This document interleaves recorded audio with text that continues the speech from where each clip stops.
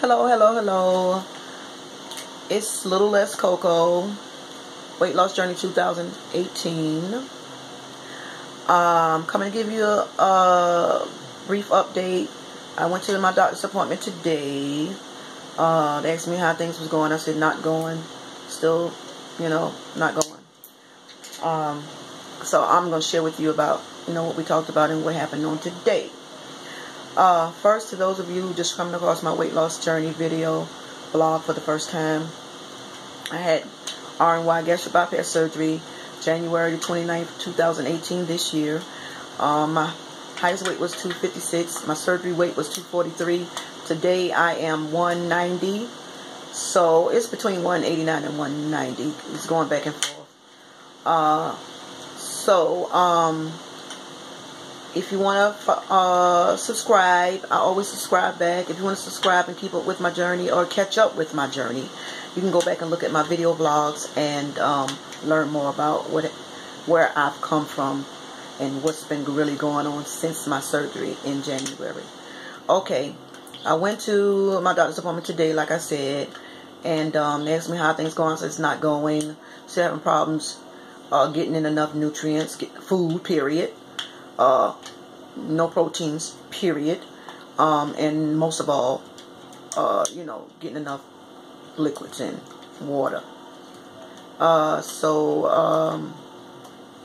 story short, she asked me how many ounces of fluids I've been getting in a day, and I told her at least about 12 to 24 ounces, maybe on a good day.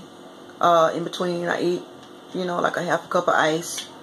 Maybe twice a day or 3 times a day. So I don't know how much that adds up to. And she was like, it's impossible. You shouldn't be walking around. You can't live off that amount of 12 ounces of fluids a day. It's no way. And she's like, I need you to really be honest. I was like, I'm being honest. I don't know why she thought, why would I lie about that? But I guess some people lie for attention or something. I don't know why anybody would even lie about that. But anyway, I told her, I said, no, I'm honestly telling you the truth. I've been trying everything that y'all say try. Every time I come to the doctor office, I know I'm still dehydrated because I only urinate maybe once or twice a day. If maybe once at the most, and maybe twice, and it's still dark orange. I'm in ketosis. I know I'm still there because I'm not getting any proteins in. I'm not really getting any carbs. I'm not getting anything, Holly. She's like, so what do you do? How much when do you drink? How do your day start? And I told her, for the last 3 days, I've been taking my vitamins and everything that I'm supposed to take because I'm trying to get better. I had to get rid of the fear of throwing up from the last time when I tried to take them. And I told her I've been taking all of my vitamins and everything, that I'm supposed to take and all of that. I'm still taking my Carafat that lines the stomach, and I'm taking that like 3-4 times a day. I'm still taking my prescription Pepcid for my ulcer, the small ulcer they found in the suture line. I'm still taking that. Every day. And I told her, so she was like, I said, but every time I take those pills, it get the bigger pills, the vitamins, the multivitamin, and the vitamin D, calcium, caltrate, citrate, or whatever. I told her it's stuck in my chest. And I told her I took it this morning, and it was like after 4. And she was like, so, what did you eat today? And I was like, nothing. I didn't eat anything or drink anything after I took those pills and stuff because it still has a lot of pressure on my chest to the point where I kind of like bent over. It's real heavy and it's a lot of pressure in my chest. And it's like the full feeling. It has to be the pills and it's not going away. She says, after 4. And you haven't eaten anything? She said, no, that's not going to work. She's like, so long story short, she was like, let me go talk to Dr. Whipple, which is my surgeon, who did the gastric bypass, and she was like, and she came back, and a couple of minutes later, he had to leave, and she was like, we might have to do we need to put you back in the hospital and hook you up to something, because we have to get some fluids in you, we have to get something, you can't live like this. I don't see how you're still walking around, basically. And so, I was like, no, she said, okay, let me try something. She went and got a 10-ounce cup of water. She said, I need you to sip on that and tell me how you're feeling, because I still had that full feeling in my chest. So it was kind of trying to go away, but it was still there. I could still feel it. So I sipped, and it took me like 20 minutes to drink about 8 ounces of water. And so, because she was like, just keep sipping. I sip and I burp. I sip and I burp. I sip and I burp. And I took breaks in between, because I had that horrible feeling of fullness. So I would wait a little while and not drink. But it took me like 20 minutes to drink about 8 ounces, 7 to 8 ounces of water. So she's like, what you have to do is not allow that full feeling in your, to confuse you when it comes to drinking. She said, have you ever tried to drink over the full feeling? She said, I'm not saying eat over the full feeling when you're eating and it tells you talking about drink to get the fluids in. I was like, no, I never have, because I didn't know why. I didn't want to throw up. I didn't know what was going to happen. I was afraid of what could happen. So, in other words, she said, I'm going to have to, that full feeling is just holding me back when I'm trying to drink. So she said, just no matter how long it takes you to drink, you're going to have to try to push past that. And that's what I did sitting in the office. And I was able to get like 8 to 9 ounces of water, slowly sipping and resting and breaking in between. And it's like a job.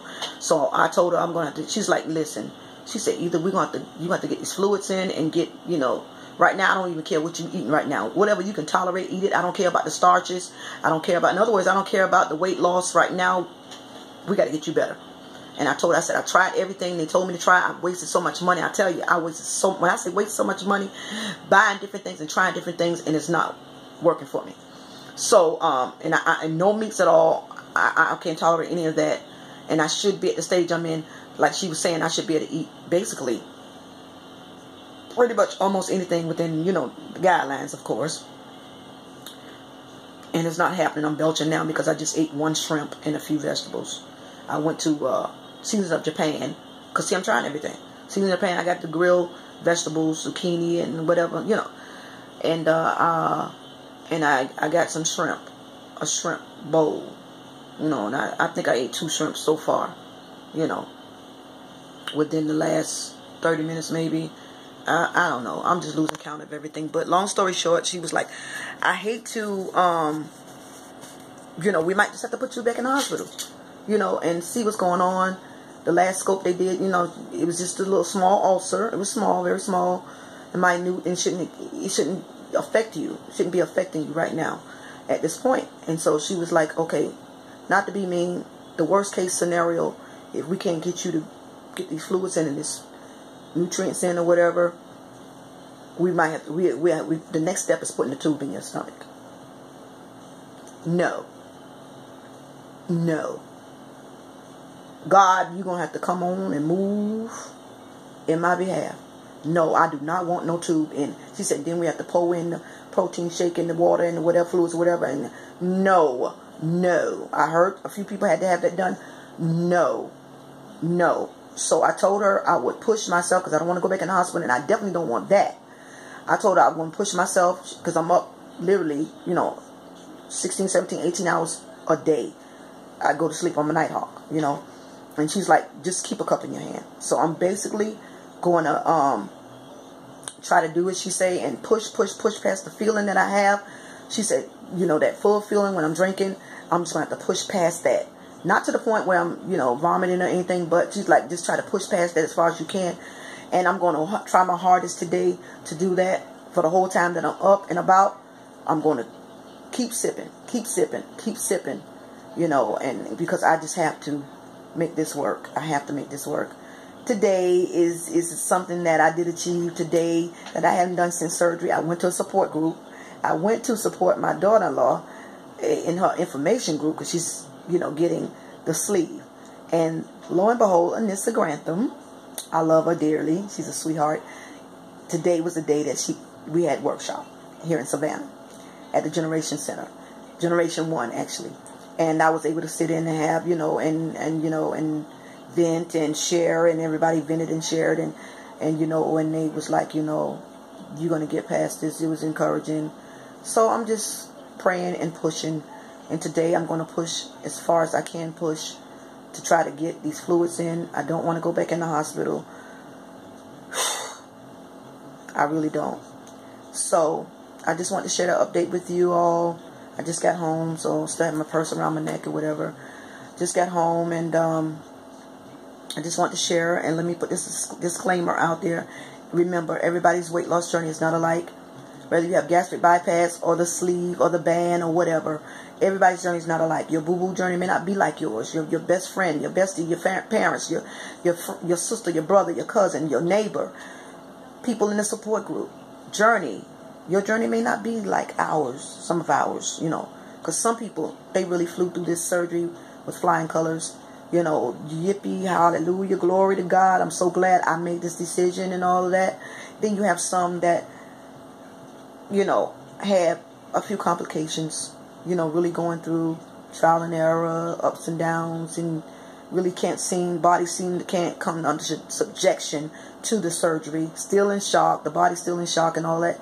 There are some people out there like myself, you know, that can identify with me. And then there's some don't know what I'm talking about because they never had a bad day. And then some people have bad days, and within so many months later, they are 100% good. So, I'm 3 months out, post-op. On the 29th of this month, which is May, I'll be 4 months post-op. Okay? Because I forgot to say that. So, I am 3 months out. This month, the end of the month, it'll be 4 months out. And I'm just praying and hoping that the more further I'm out, the more healing is done, and I'm feeling at my greatest. So I'm still weak right now because I'm dehydrated, still going through, but I'm pushing. I'm going to push through the best that I can. So I just want to give you an update. I'll be back soon. Maybe tomorrow, according to what they say, because I have to go back in the morning because they want to make sure some things and talk to me about some things and see exactly what need to be done. So I go back in the morning. May have to get IV fluids in the morning. I don't know, but I don't know, but I just don't want to go back in the hospital. So keep me in prayer. Peace and blessings to you as always. Until next time.